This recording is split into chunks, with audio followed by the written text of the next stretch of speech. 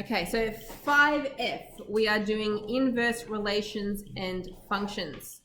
So the inverse of a function is the operation that undoes the original function.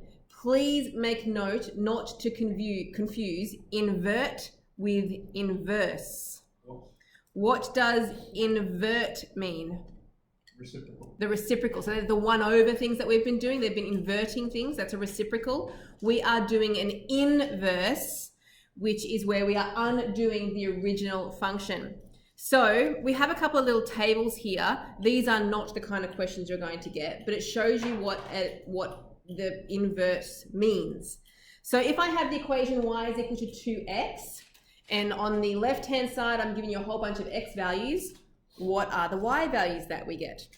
We just want to times them all by 2. So 3 times 2 is 6, 2 times 2 is 4, 1 times 2 is 2, 0 times 2 is 0, minus 1 times 2 is minus 2, 2 times minus 2 is minus 4, and 2 times minus 3 is minus 6. If I want to, I'm going to go sideways here, if I want to undo what I have done there, I would need to take those y values, they're my starting x values now. I'm going to take all those y values, there they are, and I want to undo them so that I get back to my original. How am I going to do that? Divide by 2. I'm going to divide by 2. So this is going to have the equation y is equal to x over 2. So if I divide by 2, I get my 3, 2, 1, 0, minus 1, minus 2, minus 3 to get back to my original numbers. Yeah. So that means that y is equal to 2x. The inverse of that is y is equal to x over 2. Let's try the other one. I have y is equal to x cubed. So I want to cube each of those numbers. 3 cubed is 27. 2 cubed is 8. 1 cubed is 1. 0 cubed is 0. Minus 1 cubed is minus 1. Minus 2 cubed is minus 8. And minus 3 cubed is minus 27. Am I going too fast? Okay. All right. To undo that, we want to start with those numbers. How am I going to get back to my original values? X to the power of 3. Yes, or a cubed root. Means the same thing. Yes. Okay, so it'd be y is equal to a cubed root or a power of a third of those x values. And then we get back to our 3, 2, 1, 0, minus 1, minus 2, minus 3. We have that in the test. No, that's too easy. So up the top of the page, we need to go back and fill in the blanks. It says the inverse relation of y's to x is going to be y equals x over 2. And the inverse relation of y is equal to x cubed is y is equal to the cubed root of x. Okay, but how are we going to do that without having to draw up one of those tables all the time? Because that's just a pain, and your equation is going to be a lot more complicated than those ones. So it says here, the inverse relation of any relation is obtained by reversing each ordered pair. Don't you love the wordiness of some of these descriptions? No. What that means is you switch the x and y values, y's places, the positions that are in there. And then the second dot point says the inverse relation of the inverse relation is back to the original function. So if you inverse your inverse, you should be back to your original function.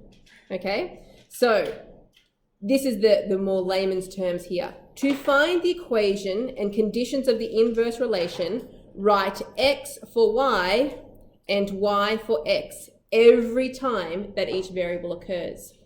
So here's a nice easy one. Example number 1, find the inverse relation of each of the following functions. I am going to switch the y's for x's and the x's for y's. So I would get x equals 5y. Correct? So then I just want to get the y by itself, and that would be equal to y equals x over 5.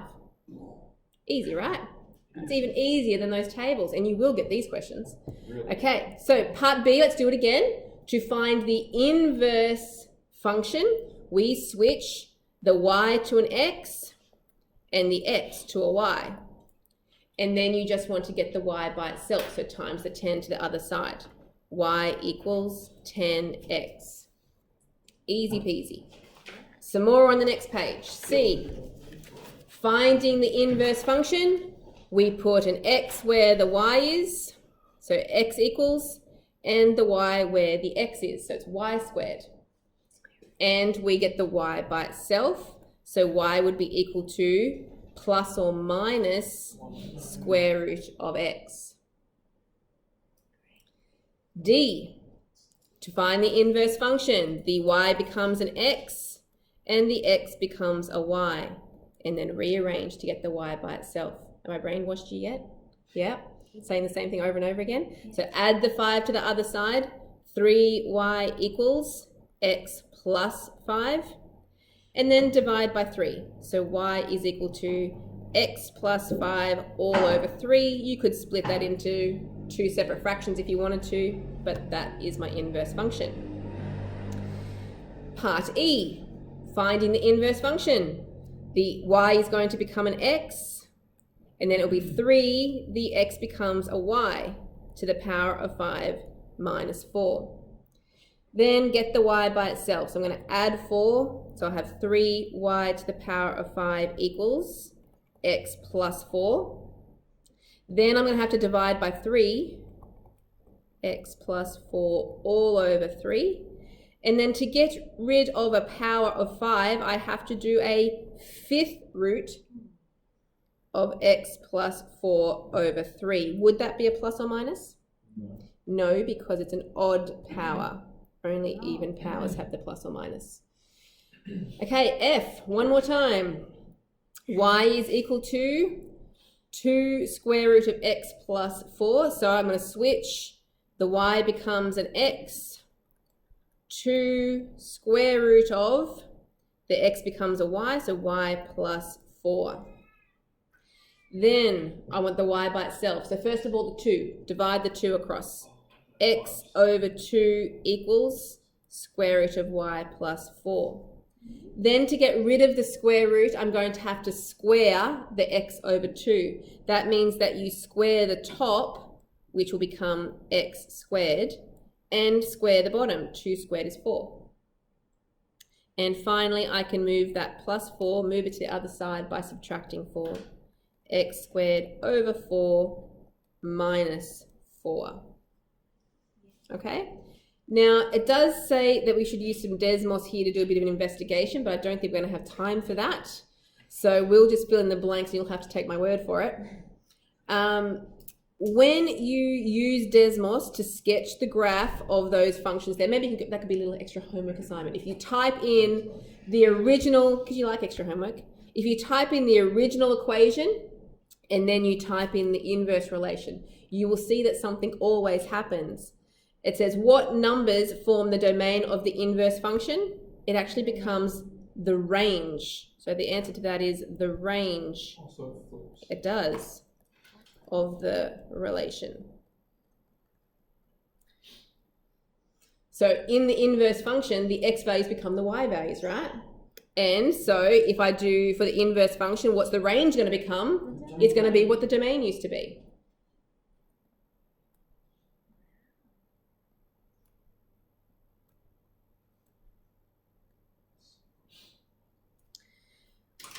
We're going to have to leave the which of the inverse functions are relations since we didn't draw them. The graph of the inverse function is obtained by reflecting the original graph in the line y equals x. That's Really? right. Correct. Because you're switching x for y, y for x. So that line that makes a 45-degree angle, that is where your graph gets reflected. If you can draw the original function, it's going to get reflected across that line for the inverse function. So you can test, and we've done some of this in advance, so this won't be too unfamiliar, to test to see if the original function has an inverse function. It says, to test to see if the original function is a function, apply the vertical line test. We've done that before. To test to see if the inverse function will be a function, so from the original, if you have the original function, the inverse will be a function if it passes a horizontal line test. So for example, easy to see here in this example number 2, are the inverse relations of these curves going to be functions? So y equals x to the power of 4, what does that look like? Easier than that, because if it had 4 brackets it would wave, but because it's just x to the power of 4, it looks very much like our normal y equals x squared parabola, just a little bit fatter. Okay, you want me to make it square, alright. Okay, so kind of like that more, is that better? Good job. Thanks, okay, there you go. So, first of all, is that graph a function? Yes. Yes, because it passes the vertical line test, but that's not what we were asked. The question actually asks us, is the inverse going to be a function? Absolutely not. No. The inverse is a function if I can draw a horizontal line and it only touches once. So, no, because it's going to touch it twice where I've drawn it. So, no. It touches 0 times. Then You're in trouble. how would you happen? Yeah. In any place. Oh, so yes. So it has to be able to draw my line anywhere and for it to only touch once. Part B. Anywhere in the domain. Anywhere in the range we're actually looking at, yes. Part B. Gentlemen, need you to focus. Hopefully you remember what the sine graph looks like. This is just a very brief sketch. So it's, oh, look at that. That was impressive. How did I manage to get that to happen? Let's try again. It turned it into like a, yeah. So that would be at 360 and the 180 if you wanted some measurements on there, but we don't really need them. And it would be 1 and minus 1 for our range there. Is the original sine graph there, is that a function? Yes. Yes.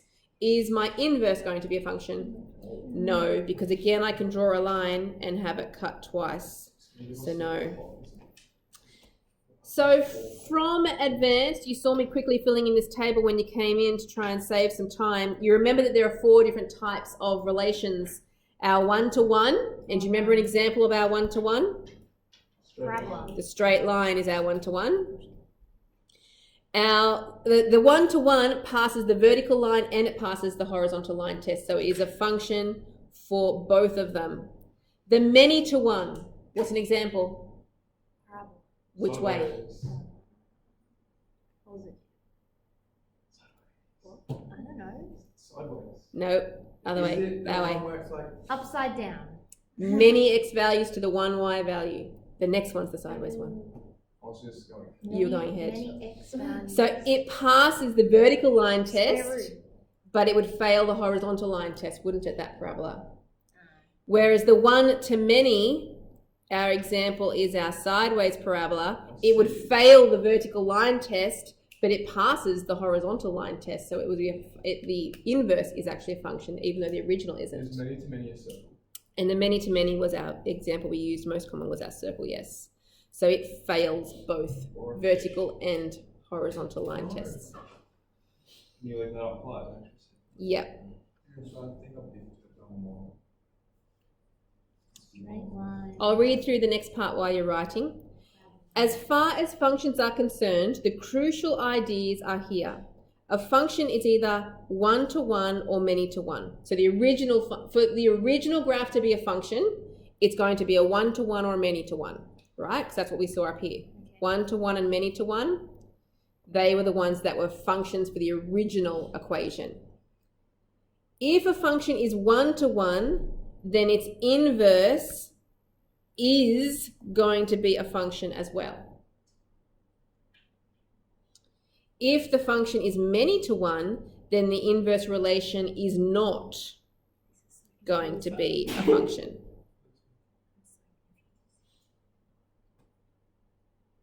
So as many to one is the normal parabola. Many to one is your normal parabola, yes.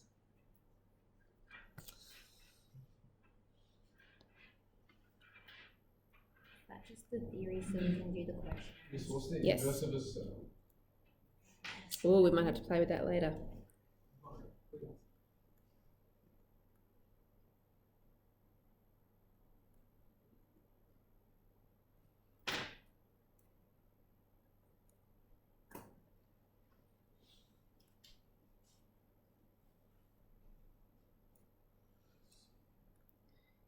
Okay, are you going writing all that table down?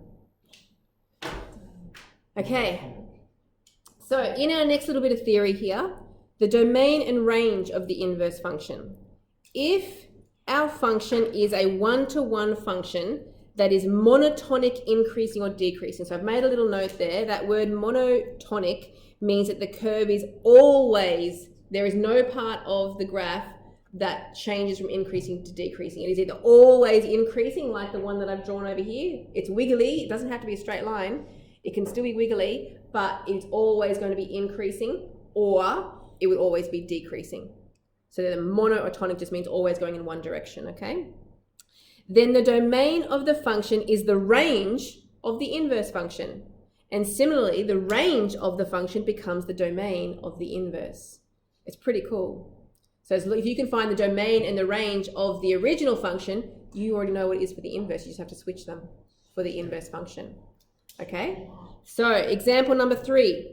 Find the domain and range of y is equal to 1 over x plus 3. So hopefully you identify that as being a hyperbola. And we know that for our domain, we have to look at the bottom of that fraction. X, the denominator cannot be 0, which means that x cannot be negative 3. The range of that hyperbola. What values, well, let me be more specific. 0. It cannot be 0. Very good, Jess. We know that we have a horizontal asymptote at y equals 0 because as long as the function on the top has a smaller degree than the function on the bottom, it is always going to be y equals 0. I know that it's... Yeah. Okay, part B, find the inverse function. Okay, so this is the equation I'm talking about. So we switch, the y value becomes an x equals 1 over, the x becomes a y plus 3. So it's like it's switching the domain and range. Yeah. So now we have to rearrange that. So let's times the x plus 3 across, the y plus 3, sorry, across the other side. And then I can divide the x away, so I don't need my brackets anymore. I'll just go y plus 3 equals 1 over x. And then I can subtract the 3. Now you're not actually asked to draw this anywhere in this question, but it's kind of cool to see this, so I'm going to draw one. Hopefully I have time. Let's see. Doesn't it straighten your lines for you? No, it doesn't. It's gonna be one of Sometimes the- it makes them wigglier. It just did. It just deleted one. Just a hyperbola. Oh, that one it did, didn't it? Yeah, it straightened them. Okay, so the original function, I'm going to draw it in green. It has an asymptote at -3 on the x-axis. And the other one is the y equals 0. Okay, now I'm not doing this accurately at all, but my hyperbola is going to go through -2 here and 1. And it's going to come down like this and get really, really narrow going down that way. That intercept would be 1/3 if you subbed it in. On the other side, at -4 and -1, you're going to have a little point there, and you're going to have the other part coming around here like that. Okay, so I'm going to change colours. For my inverse, I have, where would, actually I haven't written it down, where would my, actually I better do that and see first before I draw it. Find the domain and range of the inverse function. Domain is 0. The domain, by looking at the equation, my domain is x cannot be equal to 0 because the only thing on the bottom of the fraction is an x, right? So the x cannot be equal to 0. And the range, normally for the hyperbola part, it's going to be y equals 0. But because of the minus 3 at the end of that, what's that going to do? Move everything down so that y cannot be equal to minus 3. And that is, if you look back to part A, it's flipped from what our original domain and range was. So my domain was x cannot be equal to minus 3, so now my range is y cannot be equal to minus 3. And my range originally was y cannot be equal to 0, so now my domain is x cannot be equal to 0. It is so cool how this works. So to draw it, I have at minus 3, that's my horizontal asymptote. And my vertical asymptote is at x equals 0. I'm not writing my equations on there. Sorry about that. I'm sure you will draw perfect ones. Yeah. So my hyperbola will be going through 1 minus 2, and it will be coming down like this. And on the other side of that vertical asymptote, it'll be going through minus 1, minus 4 down here. So it's coming around like that. So it doesn't, I don't know if my rule is going to show this really well. Can I draw a 45 degree? Where's my 45? There's 45 degree. Can you see that? Yeah. If you look from my ruler, if you were to reflect it over my ruler, the graph above and the graph below are the same. Oh my. How did you draw it so accurate? That's all. I know, that was a freehand too. It's like exactly 45. All right, next question. This one you'll be able to see it much easier. Okay. Find the domain and range of y equals 2 to the x. So exponential equation, what is the domain? X can be anything. All real x, correct. What about the range? Not be equal to 0. It cannot be less than 0. Which means it will be greater than 0. That's So it can never be negative and it can never actually hit 0 because remember what these graphs look like, don't you? Yeah. Okay, let's draw it. I don't. You don't remember what this looks like? So an exponential graph, if you sub in 0, 2 to the power of 0 is 1. So I'm going to have my intercept here at 1. And for steepness, we're meant to do a second point. So let's sub in x equals 1. 2 to the power of 1 is 2. And my curve comes up like that. There's my exponential equation. And that's my point 1, 2.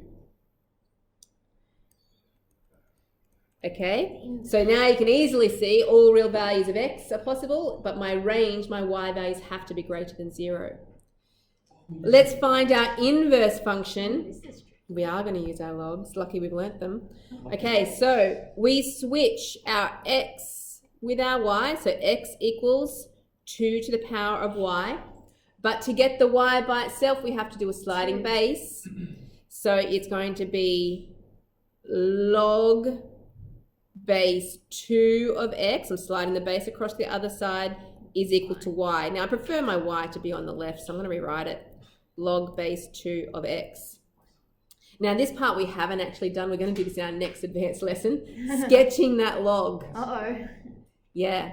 If you can use, well, you'll have to do a change of base to type that into your calculator. If you type in, or actually if you did 1, if you did log base 2 of 1, 2 to the power of what gives 1? 0. So it means it's going to go through there. We didn't even need a calculator for that one. And maybe you could do when x equals 2, because 2 to the power of what gives 2? It would be 1, so it's going to be up there. And I should do this in a different colour. My log graph comes around like that. Wait, I'm confused now. And if you draw, where's my ruler gone? Oh look, it's almost in the right place. If I draw a dotted line on that y equals x spot, you will see my perfect symmetry from my y equals 2 to the x to my inverse which is my y What's equals the log dash? base 2 of x. What's the So that's the equation y equals x line, which we talked about being where the inverse always reflects across tissue. Yep. That is the best thing. Oh, sorry. I just chucked that right off the table.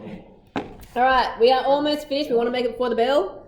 Find the domain and range of the inverse function. You could do it from the graph, but we know that the domain is going to become whatever the range was. X is greater than 0. X is greater than 0. Uh-oh, it shut down on me. Had to do it right when I was nearly finished, didn't it? You were so close. So close. And the range is all real X. Actually, no, it's not. Are you sure? Yes, it is. Go back. No, I just minimized it. So domain was x is greater than 0 because that was my range originally, and my range is going to become all real y because my domain before was all real x, so my range is now all real y. Oh my gosh. This is a miracle. It is. All right.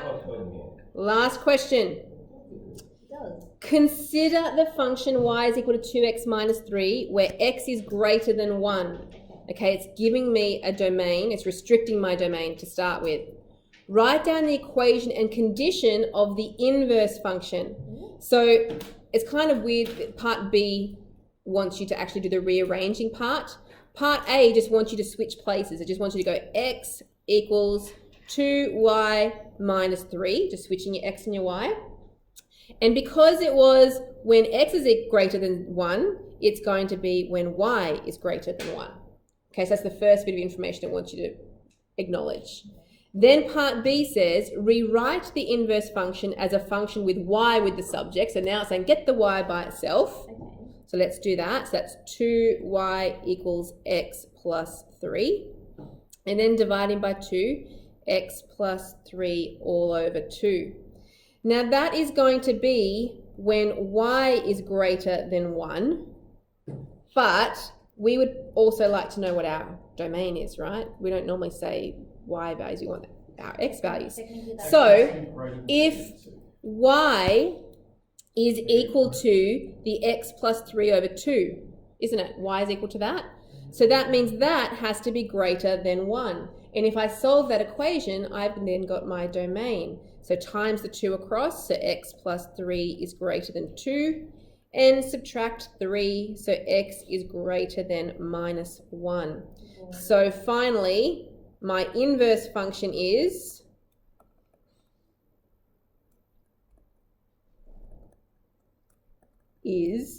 y equals x plus 3 over 2, where x is greater than negative 1.